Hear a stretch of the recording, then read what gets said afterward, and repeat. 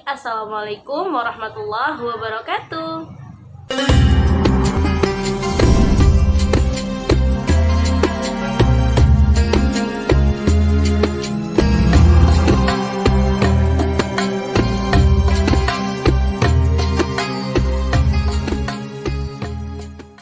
Bismillahirrahmanirrahim. Alhamdulillahi wassalatu wassalamu ala rasulillah, amma ba'du.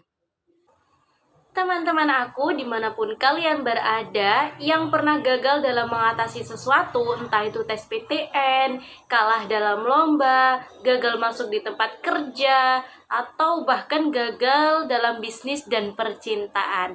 Nah, sebelum berlanjut, aku mau kasih tahu kalian bahwa motivasi ini aku ambil dari bukunya Profesor Dr. Muhammad Ali Aziz yang judulnya Hidup Masih Koma Belum Titik di halaman 20.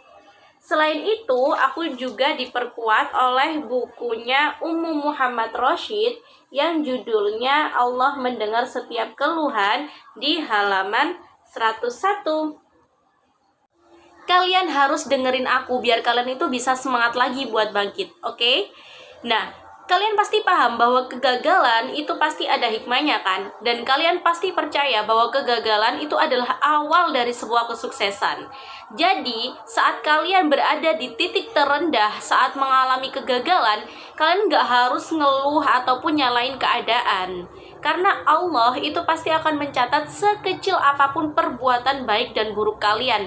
Bahkan gak segan-segan untuk memberikan penghargaan kepada setiap usaha kalian. Seandainya kita merenungkan firman Allah Subhanahu wa Ta'ala dalam Quran Surat Al-Adiyat ayat 1-11. Bismillahirrahmanirrahim. Wal-'adiyati dhabha, fal-muriyati qadha, fal-mughirati subha, fa-atharna bihi naq'a, fawasatna bihi jam'a. Innal insana lirabbih lakanud wa innahu ala dhalika lashahid wa innahu lihubbil khairi lashadid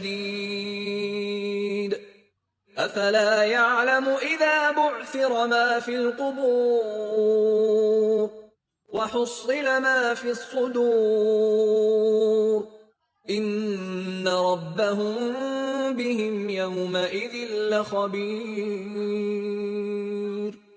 Ayat ini menjelaskan tentang bakti dan kesetiaan kuda melakukan apa aja perintah pemiliknya. Bahkan Allah Subhanahu wa Ta'ala menyindir manusia yang tidak berterima kasih kepadanya dengan sindiran kuda. Bagaimana tidak guys, hewan bertenaga ekstra ini jelas gak berakal loh. Tapi dia menunjukkan bakti yang luar biasa kepada pemiliknya yang telah merawatnya. Lalu kita sebagai manusia yang jelas berakal, kenapa kita nggak pernah serius untuk berterima kasih dan mengabdi kepada Allah yang menjadi pemilik bahkan pencipta yang selalu memberikan kita kebutuhan?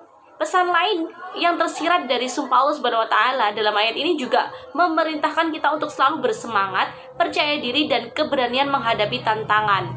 Nah, ini yang dibutuhkan oleh kita sebagai calon orang-orang sukses untuk meraih prestasi dalam dunia bisnis, pendidikan, politik, atau bahkan sebagainya. Dan kalau kalian sadarin, ayat ini itu mengingatkan kita untuk selalu memanfaatkan waktu seproduktif mungkin. Jadi kalian gak boleh mager. Oke? Ketika banyak manusia yang nyenyak dalam tidurnya, kalian harus bangkit untuk mempersiapkan diri. Jadi, sebenarnya kalau kalian gak punya prestasi, yang salah itu bukan karena kalian gak ada bakat ataupun kemampuan dalam bidang itu, melainkan kalian masih malas. Itu aja. Atau karena perasaan minder, gak pede, merasa kayak takut, insecure sama fisik ataupun sama kemampuan diri kalian sendiri.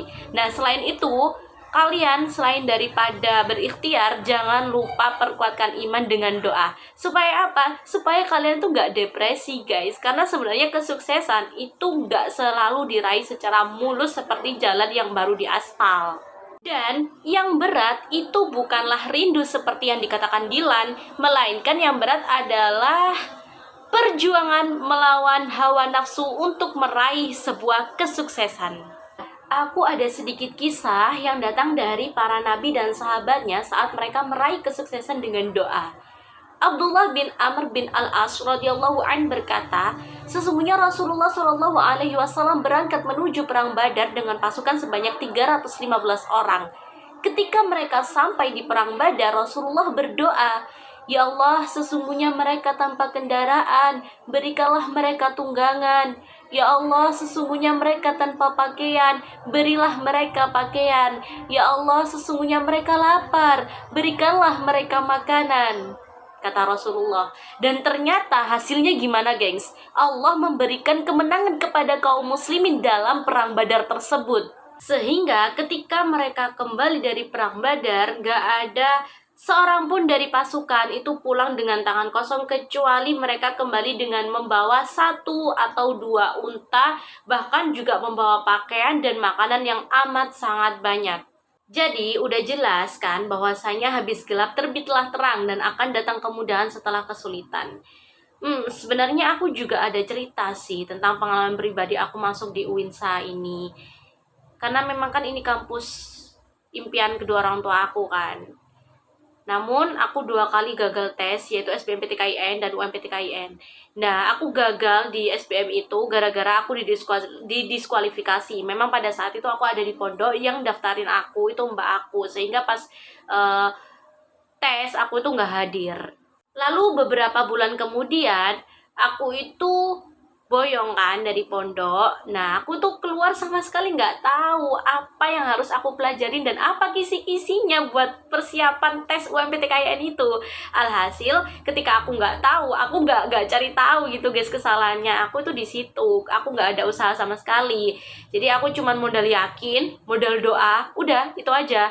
Dan singkat cerita, ternyata pas pengumuman aku gagal guys, gak lolos. Di situ aku ngebuat kedua orang tua aku sedih dan aku tersadar, oh mungkin aku gagal itu memang karena aku gak ada ikhtiar sama sekali. Sehingga ketika aku buka Instagramnya UINSA, ternyata masih ada kesempatan lagi buat aku lewat jalur mandiri. Dan di situ aku mulai cari-cari informasi dan Allah mempertemukan aku dengan teman SD aku yang kebetulan dia itu kuliah di UINSA. Akhirnya aku gali informasi ke dia, aku minta buku-bukunya. Kalau nggak salah dulu itu judulnya 99% lolos tes PTN.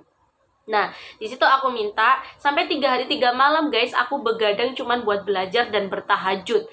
Nah, di situ ternyata pas pengumuman aku lolos guys. Betapa senangnya hatiku ya kan. Nah, jadi benang merah yang bisa kita ambil dari kisah ini adalah selain tawakal, pasrah dan berdoa kepada Allah, kita juga wajib berikhtiar guys. Tawakal aja ternyata nggak cukup. Begitupun ketika kita ikhtiar aja nggak cukup. Keduanya itu nggak bisa dipisahkan. Karena ikhtiar itu tidak akan menyiapkan hasil. Jadi kalau bisa kalian itu ikhtiarnya jangan setengah-setengah. Biar hasilnya pun nggak setengah-setengah gitu loh. Seberapa besar yang kau tanam akan menentukan seberapa besar yang kau tuai gitu kan pastinya. Oh ya, kalian harus tetap tersenyum ya walaupun kalian itu gagal. Dan jangan lupa mengucapkan alhamdulillah. Hitung-hitung kalian itu punya pengalaman lah walaupun kalian itu nggak berhasil ke tahap selanjutnya. Ya kan? Namanya juga gagal. Gagal itu kan tertunda. Bukan gagal untuk sukses, melainkan tertunda untuk sukses. Yang namanya tertunda itu kan belum terlaksana. Tapi akan tetap terlaksana ke depannya. Tenang aja, biar Allah yang bekerja sesuai dengan rencananya. Karena rencana Allah itu jauh lebih hebat daripada rencana kalian.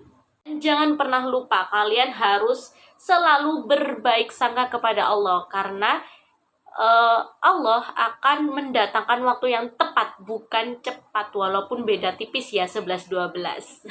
Itu tadi pengalaman aku. Gimana pengalaman kalian tentang ikhtiar dan tawakal? Komen di bawah ya. Terima kasih sudah menonton. Jangan lupa like, share, dan subscribe. Sampai bertemu kembali di video selanjutnya. See you!